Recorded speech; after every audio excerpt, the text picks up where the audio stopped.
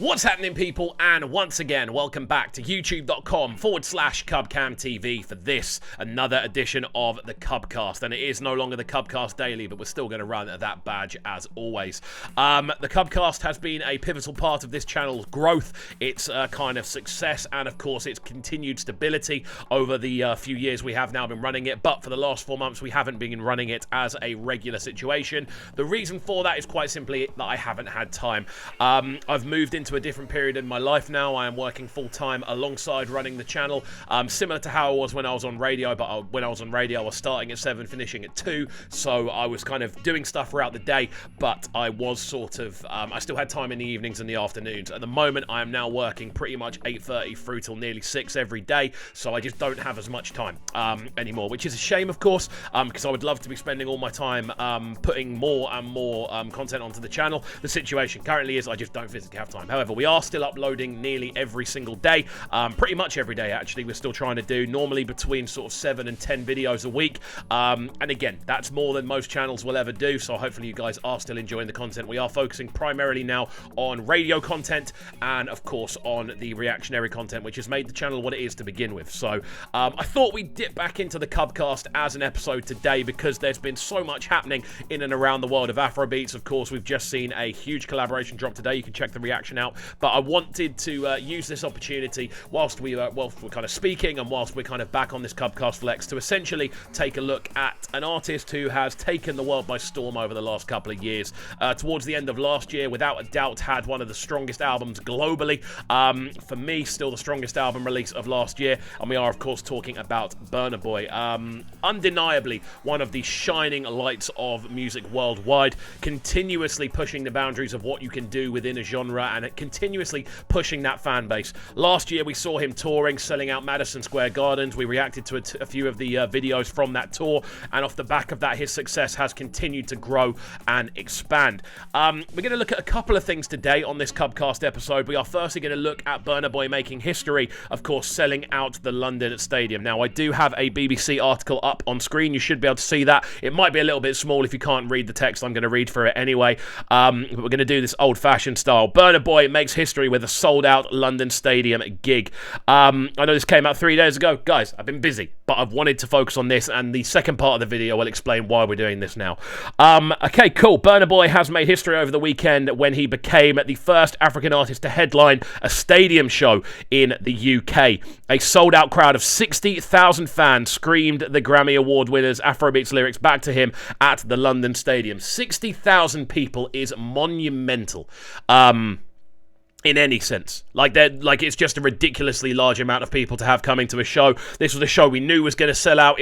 And that's the crazy thing. We knew the show was going to sell out. There was never any kind of question about how this would go. It was always going to be a major success, and that's a crazy position to be in.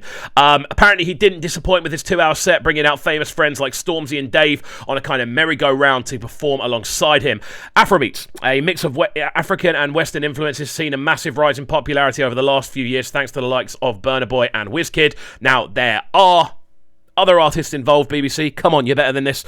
There are numerous artists currently taking the world by storm. You could look at Libyanka this year with People being a huge tune. You can look at Ayra Starr literally taking over the world. You can look at people like Rema taking over the world as well. So it's not just those two. Even Davido's had a huge start to the year as well. Massive album drop. So let's be honest and be clear. Let's not kind of categorize it to just these two, but this is a video about BURNA, so let's celebrate him nonetheless.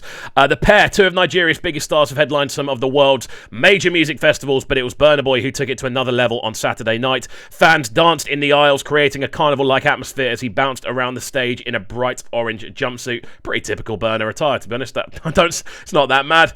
One of them was Kojo Amankwa, 27, who said he travelled 3,000 miles from Ghana to be at the historic gig. I love seeing how multiracial the crowd was, united by the power of BURNA Boy's music, and it was unlike anything I've ever seen, he tells Newsbeat. It's something the greatest performers all time, like Beyonce and Michael Jackson, have been able to achieve, and now BURNA Boy has done it.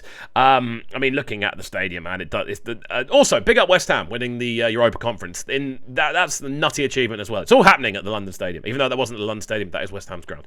As well as Stormzy and Dave, BURNA Boy also bought out the likes of J Hus and Jamaican vocalist Popcorn as part of the star-studded gig. Again, they were both featured on Love Domini, so no real surprise there. But Kojo says the fact that he had no warm-up act shows that how far Afrobeats has come. When you go to concerts, usually there's a co-headliner, but Burna Boy and his band did not need any of that. To know that he has this much star power is something we've never seen before in African music. Interesting stuff. Going for this, someone else who was at the gig was Keita Hopkins, who was excited that she was at the stage. So excited she was at the stadium for 10 GMT. It's so hard to even put into words. The energy was just wild the whole day. I met so many friends and other people that were there to have a good time, and one of the best things about the atmosphere was just how positive it was. Everything was just so happy, and everybody was there feeding off the amazing energy that Burna Boy and his band brought to the performance.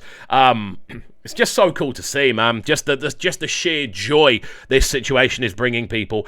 It's all selling out the UK stadium has been hailed as a massive moment for the genre, which has been appearing on the charts across the world and also taking over TikTok dance challenges. Very, very true. It's also been embraced by some of the world's biggest stars, with Beyonce and Drake featuring Afrobeats artists on their albums. Everyone is doing it, let's be honest. The official charts company has told Newsbeat that Afrobeat songs are now spending nearly 10 times as many weeks in the top 40 than they did 2 years ago. Burna Boy's hit Last peaked at number 4 in the official UK singles chart, whilst Rema's Calm Down features Selena Gomez is currently at number 3. Again, that's absolutely huge when you think about it, considering just the length of time that's been the case. Burna Boy also dominated the official UK Afrobeats chart, which launched on BBC Radio 1 Extra in 2020. He's also been taking Afrobeats to the football this weekend, where he performs in the Champions League final in Istanbul. T-Baze, my guy. I've got so much love for T-Baze. He's been on this channel numerous times. I've supported his music numerous times.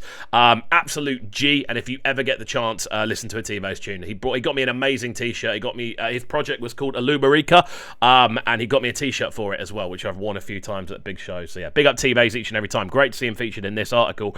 T-Baze is an Afrobeats musician in the UK. He feels inspired by Burna Boy's success and the rise of his sound. It's not even just about the artists, musicians, or fans. It's for the people, he says. The crowd represents diverse community and it's cross-cultural. We're learning about different cultures through this experience. Awesome thing to say. Looking ahead to the future of the genre, T-Baze says the genre is growing because of social media. A lot of artists have to think about how the music relates to things like TikTok dance challenges, and it could be Instagram Reels or freestyle challenges. The accessibility is essential, and I think when I'm writing that, I even think that when I'm writing in a song in future, I'd imagine more people will be fusing Afrobeats into their genres more often. Tell you what, this is an awesome article. Who did it come from?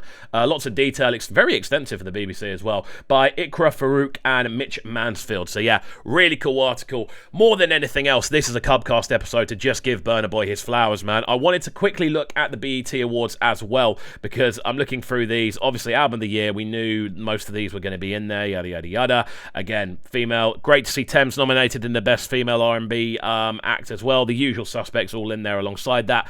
Best Male R&B Pop Vocalist, Burna Boy is in there.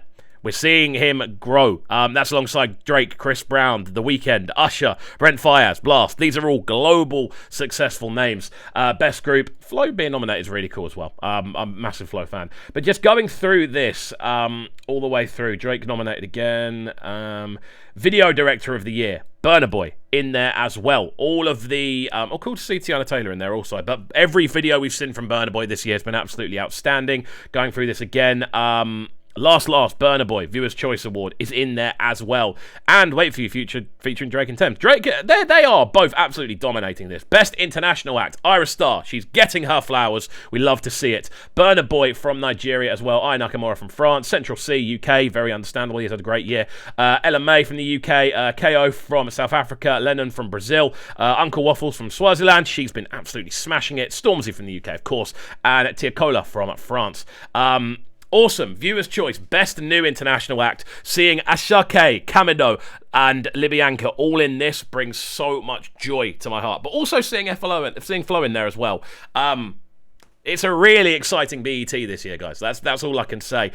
Going through this as well, BET, that's going to be the winner, isn't it? Realistically. Although, to be fair, loads of interesting bits in here, actually. And Lift Me Up's in there from that's such an awesome tune. Best Movie, some really cool stuff in there. I mean, for me, it's probably that, but that's because I'm a massive Marvel fan.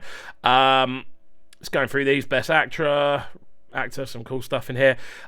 When I was looking through this and looking through all the kind of conversation about it, there was a real big thing towards BURNA dominating, and it looks like BURNA and Thames have both dominated it as well. But yeah, some really cool youngsters in there. Sportswoman of the Year award, I'm presuming probably go to Serena Williams, although Shakira Richardson's killing it in her field as well. And Sportsman of the Year, yada yada yada, LeBron James in there, Steph Curry, yada yada. Cool.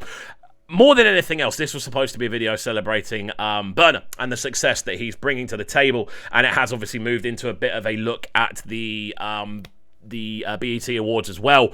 Overall, I just wanted to use the opportunity of doing another CubCast to say big up BURNA Boy. The guy is killing it. He is consistently putting the sound of Afrobeats on show, and the world is taking note. It's not just him, and there are a ton of other people doing fantastic things, but it does look like he really is that leading light right now. Guys, let me know your thoughts on the success of BURNA Boy in the comment section down below. As always, I'm keen to hear from you guys. I know you guys have been bugging me actually to put a video together on this as a topic, and again, I apologize for it taking so long.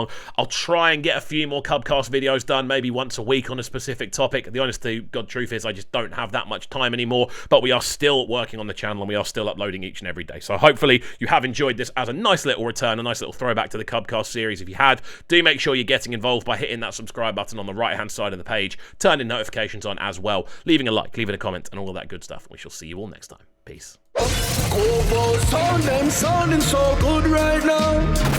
But they're sounding a Brighton town. Make sure you subscribe to the YouTube channel right now, CubCam TV. Stay locked. Welcome to Cub's Clubhouse, live on Brighton's premier platform for new music. Platform B.